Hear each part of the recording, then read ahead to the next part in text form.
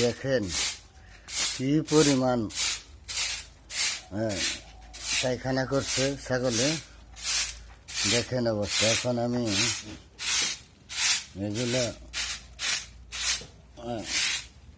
পরিষ্কার করে দিচ্ছি।